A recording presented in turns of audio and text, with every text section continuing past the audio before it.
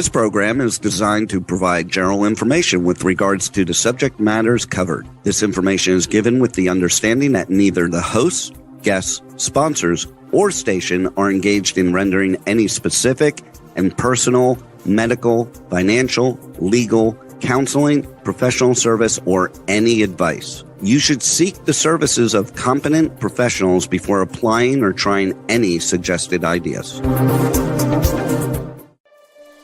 Magazine publisher and entrepreneur Judith Mancini is sharing captivating conversations with experts in their field about the latest trends in our ever-changing world to help you become healthy, wealthy, and wise. Judith Mancini today will spark your interest and inspire you to lead your best life ever.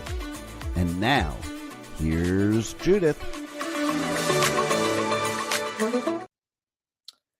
Hey everybody, welcome to Judith Mancini today. I'm grateful to be here and I'm grateful that you're here with me.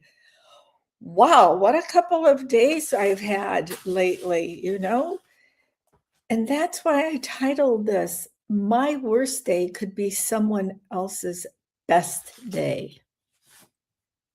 I really had it. If you remember last week, I got an emergency call in the middle of the show. And this week, I thought I was going to be able to broadcast because yesterday we had no electricity. We live in the desert now, and we had some earthquakes a few days ago. And apparently it whacked out some electric power stations or something. I don't know. I could never get a straight answer from Southern California Electric. Well, I looked up SoCal Electric finally when I walked into a restaurant where I could use their Wi-Fi for a minute and looked up the address of SoCal Electric. There are no live people to talk to anymore at Southern California Edison. It's all done by AI. And believe me, I'm all in favor of following along with staying up with other nations and doing AI and the technology that's supposed to make our lives better. But this was really irritating to me. I had to deal with so much poopy stuff yesterday that I was about to lose it. It was a horrible day. And here I've got my husband in the car with me because I take him with me everywhere I go. He doesn't drive anymore, and I like to get him out. He just, walking around the condo association isn't much good. So I take him with me everywhere. He's in the car, and I'm playing some music and thinking that's going to get me better, but I don't know. They were playing wacky songs. I should have just listened to some classical music, but I didn't. So we go back home, we go to the HOA office, all of this stuff. And I've been dealing with it and no telling when it's going to come back on. Maybe 8:00 tonight. Well, by this time it's 2:00 and we hadn't had any lunch. Of course, we eat a nice breakfast with lots of protein. So we're not starving to death by any means. And I said, let's go grab a burger at one of our favorite places.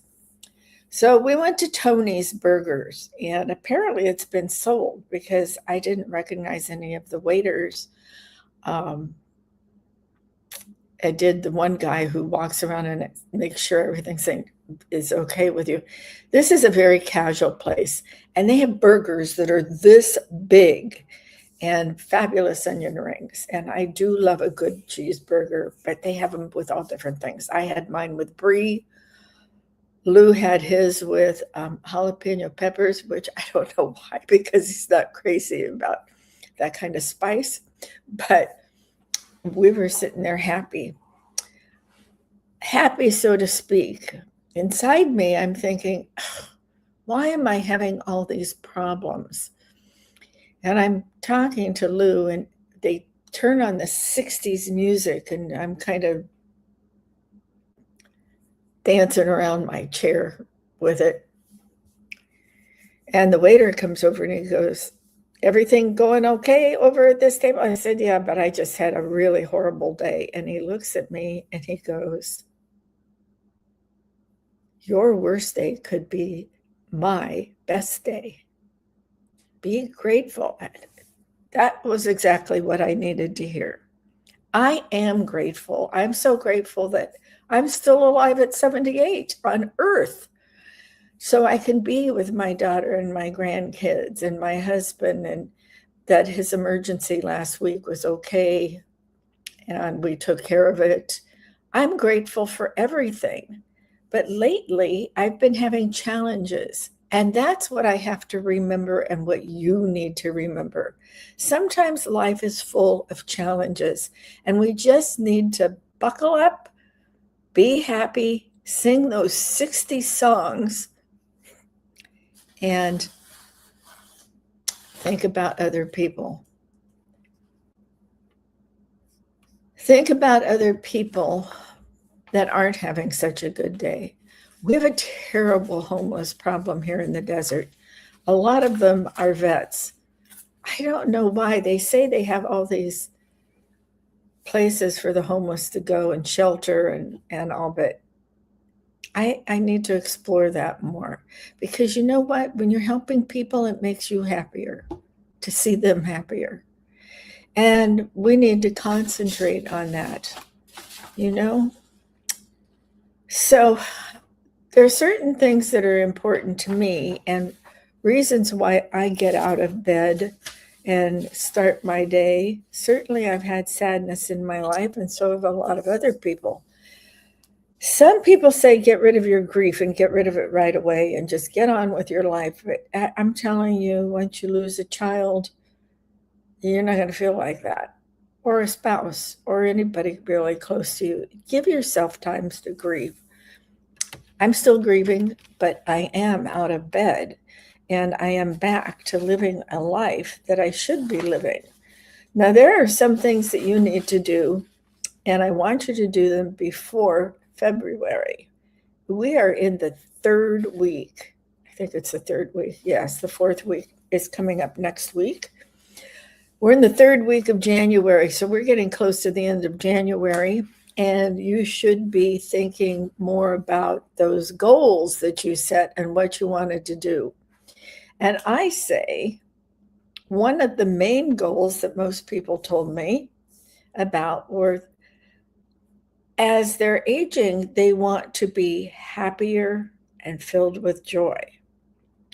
So I'm going to discuss a few things you can do today to do that. First of all, you know I'm a big person for saying my prayers and starting my day with gratitude. And when the weather is beautiful, I like to go outside and talk to God. And probably some people in our little condo complex here might think that's the crazy lady taking her walk in the morning talking to herself, but I'm not. I'm talking to the higher being than me. I'm talking to God, and I'm thanking him for the way the sun comes up over the mountains here in the valley and then goes and highlights the tips of the mountains that surround us. It's spectacular. I'm telling you, it is just absolutely spectacular. And only somebody like God could create this. This is not a painting, but there are many paintings of it. And we are blessed to be part of that, to see it and enjoy it. But one thing I did when we moved down here about 2 years ago in my grief-stricken space is I just connected with people. I couldn't talk to them on the phone. I couldn't think of small things to talk about and to entertain them and all. I wanted to know what was going on in their lives, but I just couldn't talk to them. So many times I just didn't answer the phone. And I'll tell you something, I missed a really important phone call like that. And I've been grieving over that now forever, because what happened was this wonderful, beautiful friend of mine for 30 years or more, actually probably close to 40, passed away a couple of months ago. And I hadn't talked to her. I didn't go to see her. I forgot that part of being happy is going and talking to people about what's going on in their lives. I didn't mean to forget. I didn't mean to ignore them. I was just so stricken with grief, I couldn't move. So what you really need to do is stay connected with people who are very important to you. The part that struck me as odd and terrible for me to even decide not to talk to her is she lived here in the valley, in the desert, for many years. And I miss her greatly. And I'm so sorry. And I think her husband has passed now, too. And she had 2 beautiful daughters. And boy, I apologize to them. I'm so sorry. So very sorry I didn't get to say how much I loved her as a friend. So that's one thing you need to do. I moved down here and thinking, oh, I won't have any friends. I'll just be staying in and all. And that's okay with me. I need to heal. But I found out I had 12 or more friends down here that I had known for years. Well, I was lucky enough that through one of the charities, philanthropic groups that I belong to, we sponsor college graduates to get their doctorates or what have you, higher learning in the fields they're in, and they're all in science. So they go to, I think we have 7 universities that we donate money to. And it's a very old organization in Los Angeles. And gratefully, one of the past presidents and now on the national board of ARCS, Achievement Rewards for College Scientists, was gracious and invited some of us who live here to come to a luncheon at her country club. So I did make the effort, which was terrible. I mean, I'm not the glamorous person I was. But I was so happy to see these ladies. There were, I think, 8 of us. And I hadn't seen any of them. And so it was delightful just to catch up on them and find out what's going on with the ARCS Association. By the way, the Los Angeles chapter is the founding chapter, and it's a national organization for many years now. So I did reconnect with some of the people. And one of my dearest friends and I are going to lunch, and that will be my second one-on-one luncheon with a girlfriend since I've moved down here. My other girlfriend lives down here. We had lunch several months ago, so that was delightful too, because we have daughters around the same age. So moving on about staying connected with people, my husband hasn't stayed connected with people. There's a couple of them that he does talk to once in a while, but he wanted to sit back in retirement and chill out, and that's what he does. But I can see that once in a while he does like to be around his friends. You need a reason to get up every morning, and maybe you think it's your children, but at our age, we have adult children, and they have their own lives. And I'm sure they get up and they're grateful for their kids. Well, we need to be getting up and thinking about our children and our friends and what's going on in their lives. It's easy to not talk to your adult children. And here again, I don't have that privilege anymore. My son took his own life 5 years ago, nearly 5 years ago. So did I talk to him enough? I think I did. He told me I did. And he did so many wonderful things for me before he passed. He knew he was going to do this, and I didn't. He's just always been a kind child. And my daughter misses him greatly, her brother. So I try to stay very close to my children, to my daughter, and she lives up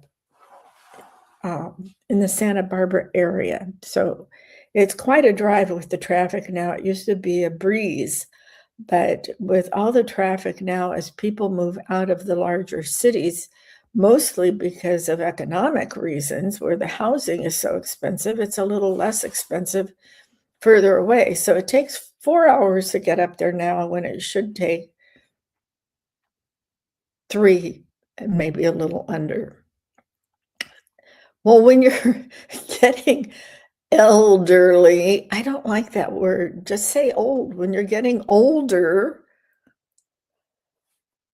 everything takes longer, and everything can give you the chills and be uncomfortable. So we do make the trek up there quite often. And she's come down here once, but it's so difficult with 2 boys in the back of the car, 7 and 11, and they get a little bored. So they've taken kind of little side trips, and that's fun for them, though, too. But I need to talk to you about your friends. Who are your friends? Who sticks by you? Who sends you an email once in a while? Who gives you a telephone call once in a while? People haven't given up on me. They email me, they call me, and now I'm getting back into it because I've really missed them all. And so I am talking to people on the phone, and I am emailing, and several of them watch the show. So I could go romper, bumper, stomper, do, tell me true. You remember that with your little kids? Probably not. I get goofy. I even remember howdy doody.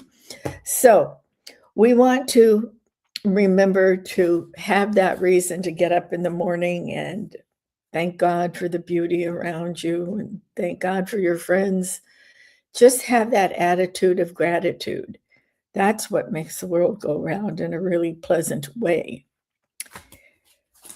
Well, what about moving your body? I told you I talk to myself, but I talk to God as I'm taking my early morning walk, and I don't walk far and I don't walk fast. I'm not strolling, but I'm going at a good clip. And I walk as long as I feel like walking, or I don't have something that I need to go do that's pressing, like fixing my husband's breakfast. So that's what I do. And as I walk, I see some people that are by themselves like I am. And I always say good morning to them. And I'm surprised by the number that look at me like I'm kind of crazy because I said good morning to them. And then they go, oh, good morning. They're in their own little world, or they've forgotten how to say good morning. You know, it was never like that in California before. When I grew up, we knew all of our neighbors, and I was raised by my grandmother, as many of you know. And my brother and I would be out playing all the time, and all these neighbors knew us, and they knew why we lived with our grandparents. And they were so kind to us. And that was a time when they could invite you into their home to have cookies and milk or something like that. And you didn't have to be afraid. Everybody knew everybody. And it was such a lovely feeling. And grocery stores, supermarkets were just coming into being. And that would be a trip. That would be an excursion to go to a supermarket instead of what we're now coming back to, a butcher shop or the local ice cream shop. And so everybody, it was such a novelty, they'd gather at the supermarket. It was fun, pushing the carts, standing on them, having somebody give you a ride, and it could be the neighbor. It was lots of fun doing that. So you want to move your body and you want to keep the blood flowing and your lymphatic system working correctly so that the toxins will be coming out of your body and you'll be feeling good, but that new, fresh air coming into you, into your lungs, through your nose and your mouth is extraordinarily peaceful and makes you feel so good. So you need to do those things and do it consistently. It doesn't matter if you miss a day or two, but keep it up. Get back into that program of walking. And it'd be really nice if you could go down and get into nature. Now, I've talked about the parks in different cities, like Pittsburgh, with how many beautiful parks they have where you can take your dog or not. And New York, of course, we have Central Park, and it's beautiful. Sometimes when you move to the suburbs, you don't have so many parks. But as we moved further north from Beverly Hills, we discovered some little towns that do have these beautiful parks. Or like Oak Park, where we lived for a while, we were always looking to downsize. So we tried different areas there for a while. And that's when we settled on the desert. But a lot of these places like Oak Park kept the oaks that were natural to the area. So they had these beautiful, I call them avenues because there was a center divider and there were oaks on either side of the road, and absolutely beautiful. And of course, when we were back east and we lived in Pittsburgh in a high rise a couple of times, there were lots of parks there, and it was just so beautiful all the time with nature. Too many times when they put these new developments in, they chop the trees down because it doesn't fit into their plan. It fits in the middle of a road that they want to build or something. So they chop them down. And then if you're lucky, they plant along the sidewalk, between the sidewalk and the street, these spindly little trees that will take 10 years to grow up. Ridiculous. Plan around the trees if you possibly can.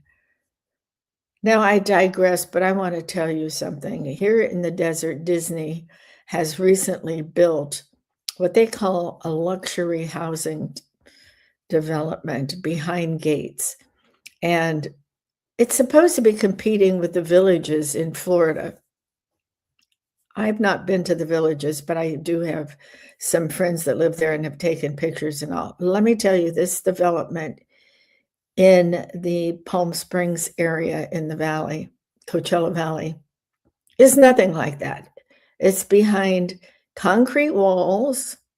It has a little bit of cactus decorating that wall, and it has a lake that they dug and put water in. And instead of being private for these people, one of the objects that they had to fulfill was giving day passes to people to come in. And I don't have a problem with that. What I have a problem with is putting a phony lake in there. The Coachella Valley used to be a lake, and it sits on top of the earthquake faults.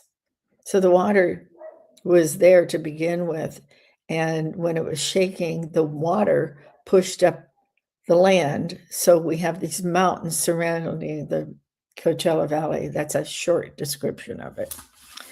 So here they put this crazy pretend lake in there. I don't know. I don't like that kind of development when they're destroying nature. Okay. The other thing is, one thing that keeps me busy is I love history. And right now I'm in the middle of studying about the wars. I've always been interested in World War II because of my father being in World War II. And then, of course, my brother being in Vietnam. So, well, my husband was in the service also, but they shipped him over to, I think, I always forget, Germany, I think, to teach NATO troops how to shoot missiles. So he wasn't in the immediate war, but he also served. So we're proud of that. And so why I'm telling you about history is I don't know that I would call it a hobby. I just am very interested in it all. So I've been reading books on all the different wars, and I'm in World War II now, and I'm reading one by Bill O'Reilly about Patton, General Patton. So that's where I am with that. But I read a lot, and it certainly isn't as heady as that. It's like murder mysteries or some kind of detective story. You can do that. I usually do it at night. I don't like to be in all the time, so I like to go outside, and we have a tiny little patio that I go sit on, except when it feels like 200 degrees. What else I want to tell you about is if you have hobbies, maybe you want to join a group that does those things. Maybe, I don't know, do women still do needle pointing or embroidery? I know when I was young and married for the first time, I did a lot of that. One of my grandmothers helped support my mother after she had polio with being a seamstress. She was a beautiful seamstress. And she taught me how to cut fabric and make skirts and things without patterns. She taught me the real hem stitch, which I don't think anybody even knows what a real hem stitch is. That's when you fold it up the bottom of your skirt and put a hem in it. And there is a stitch that locks that in so it won't just unravel. And then, of course, she taught me embroidery with all the different stitches in that. And that was fun because then when I was married and had 2 small children, I made them both Christmas stockings. That was fun. And I had a sewing machine, and I even made curtains and draperies for my kids' rooms as I was decorating them and putting wallpaper up and all of that stuff. Do I look like the domestic type? No, and I'm really not. But I enjoyed all those things and learning about them. And maybe if you have those skills, what if you started a group that you could do it together? And if you're a man, what if you're interested in reading books on the war? You could start a group and discuss the different books. Or you could play chess, or you could play golf. There's all sorts of things to keep your body moving. And if your body's not moving as fast as you want it to, keep it up.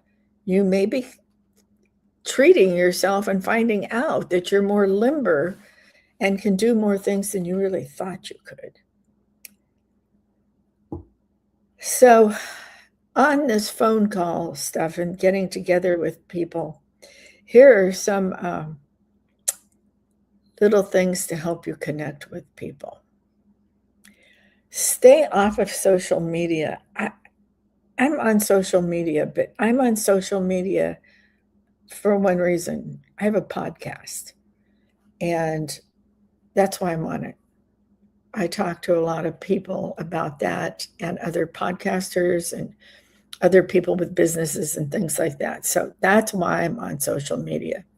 Occasionally, my kids or my grandkids will send me pictures or something to one of the sites I belong to. So that's nice too. And that is a good way to keep up with your grandchildren on one of those platforms.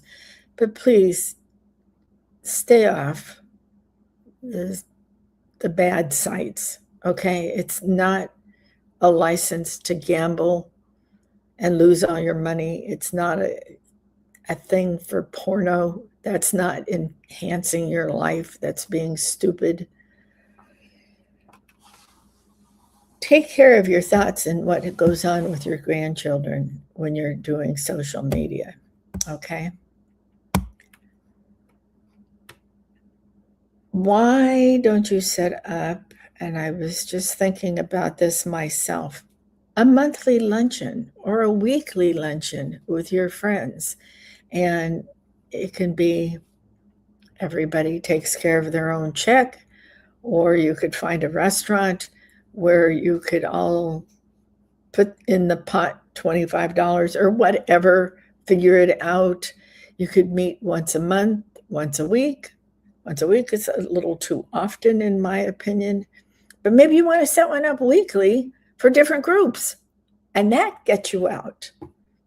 It could be a bridge group for you. Personally, I can't stand to play cards, but don't tell anybody that. I have to always be polite about that. But I like to be able to talk, chit chat, catch up on things. And that's why I don't like to play bridge or something like that. Not that I'm a chatterbox, but if I'm going to see you and take my time to see you, I'd like to be able to chat with you. So, but why don't you see if you could even do it with a neighbor or a church group? Anything that makes you feel like you belong to someplace and you have a destination to go every Wednesday at 12 o'clock, something like that, to get you out and about and explore. Maybe you want to join a hiking group. You know, just because you're in your 70s doesn't mean you can't go hiking. Just go with somebody. Take your phone. Don't go on paths where you think there's nobody around and you might be harassed by some crazy person. Here in the desert, it's interesting because most of the land in the Coachella Valley has been owned, well, of course, it all belonged to the Native Americans forever. And then we know about the treaties and this and that and everything else. But a lot of the hiking trails and all are still owned and operated by the different tribes. And you can pay a small fee, and there's enough people that go on these that they're perfectly safe. They're not too steep for you. They're not too rugged. You can see beautiful things. And what about the history of where you live? I'm just starting to get into the Native American tribes that are here and still operating in the Coachella Valley. And I'll tell you another thing. We chose Cathedral City because I didn't want to live someplace like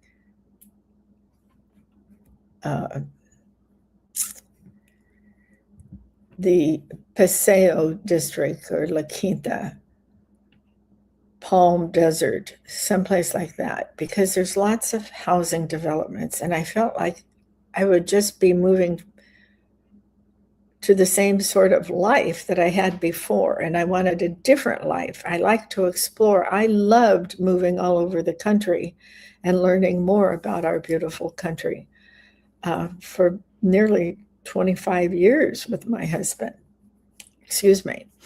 So I'm trying to learn more about the tribes that are here, but we also have a very large Mexican population, and I do speak a little bit of Spanish, and I found my own Mexican butcher shop, and next to it is the restaurant they own, and their carne asada tacos are unbelievably delicious.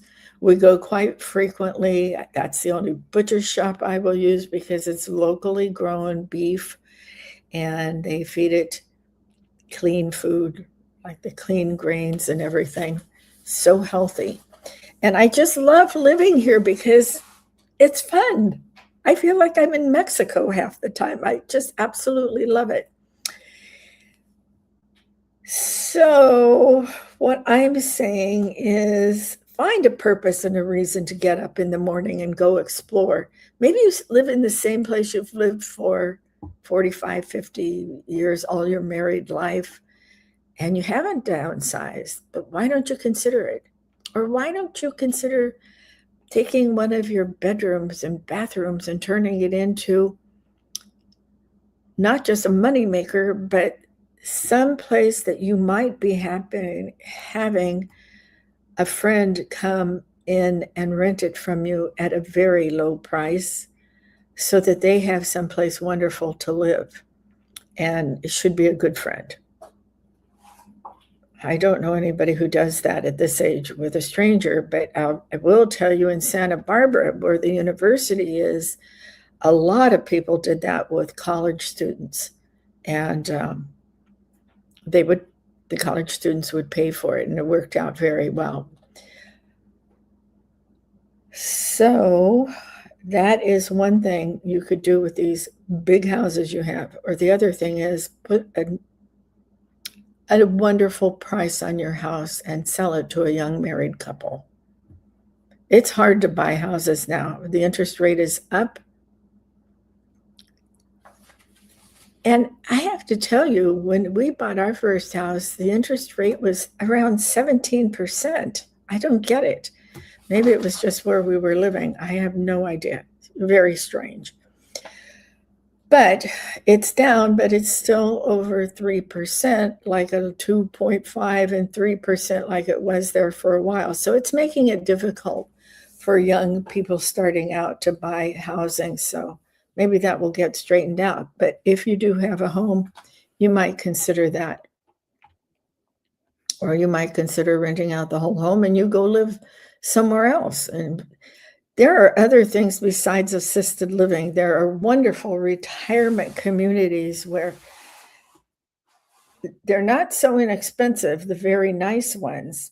You have a beautiful room, or you could get a little villa with a living room and a couple bedrooms and dining area. You can have your food delivered to you, or you can go every night to the dining room, or they have fabulous menus, and then they have wonderful get-togethers and bingo night and card night and dance night and lecture night. They have swimming pools, pickleball courts. There's all kinds of things you can do when you're older if you stay healthy. And we do talk about that on this show too. So think about what you want to do and how you want to maintain friends and family. But don't get mad at your kids if they don't come to visit you all the time. They have their own life, and it's hard to fit picking up those kids, maintaining your professional life when you're young marrieds or even old marrieds, and then you both have a profession. It's difficult, and you have to respect their lives too. And if you want to keep your children friendly and not criticize you, and you shouldn't criticize them, you should try to help them fit in with them. It's not wrong to give your children some of the money they may inherit up front. And I get that question all the time. No, I sent my daughter through college. My son didn't want to go, so I supported him in a different way. I helped him with his housing when he was starting his career in the entertainment business. Behind the camera in props and all, and started his own company. There's no right or wrong way, and you shouldn't listen to your friends when you're out to lunch with them telling you what to do with your children. That's a no-no. People should keep their business private with their friends. Even your best friend doesn't need to know every little nuance of your life. Keep it friendly. Don't criticize. Well, those are my reasons to get up in the morning. I love to get up early in the morning. I'm not a night person, so I don't stay up and party. That was for when I was young and out dancing half the night away for different things. It was always the balls and the gowns and the fabulous times that we would have. And that kept us out. But I was never one to drink too much anyway. So I didn't get up with hangovers in the morning and not be able to cook breakfast for my kids or go to run my publishing company. But it was more entertaining, and we had more friends or acquaintances and something always on our calendars to go do. So you need to recreate that, but in a different way. In my group of friends, we always celebrated each other's birthdays. So we would take that time and have a nice luncheon and treat the birthday girl or the birthday guy. Yeah, we had some guy friends that would come to these things too. They were usually the ones who helped us with our careers or ran a charity of some sort. Just really good friends. I don't remember too many where we had the men in our lives, our husbands, come to luncheons until we were all on the verge of retiring or were retired. And then we had several couples that we would get together, and some that lived down by the San Diego area. One of them that we had lived down in that area, and they got on the train. Another couple drove. We drove because there was no train running. We went to Alvera Street in Los Angeles. That is where Los Angeles, the City of Angels, was first built down there, and Union Station is there. So they came up on the train and we met, and we went to a restaurant on Alvera Street. So much fun. We all met, had a delightful lunch, took pictures. It's really good memories. And they got back on the train and went back to San Diego, and our other friends drove back to their home, and we drove back to our home. And it's a time we still talk about and don't forget. Really fun memories to be made. So don't think you have to sit at home all the time. And if you have to live on a budget, think of other places to go. There's a lot of great hot dog stands and things around Los Angeles. I know that. The dog and pup, the pup and dog, I can't remember. The tail of the dog, something like that in the Beverly Hills area. I can't remember it. There's all sorts of places you can go and sit down, outside, inside, just have a great time. You don't have to go to fancy places all the time. All right. So I think happiness grows when we nurture what truly matters. And to me, that's friendship and our family. And that's what we depend on as we grow older. So I'd like to know what you like to do that, because I have a friend that I don't even know what to do with anymore, and I'm going to tell you. She's taking these injections for NADS to extend her life. And she takes them, gosh, I don't know, a couple times a month or maybe more. I don't really know, because I'm not into that kind of thing. Why would you try to extend your life if you have no life? She's like a hermit.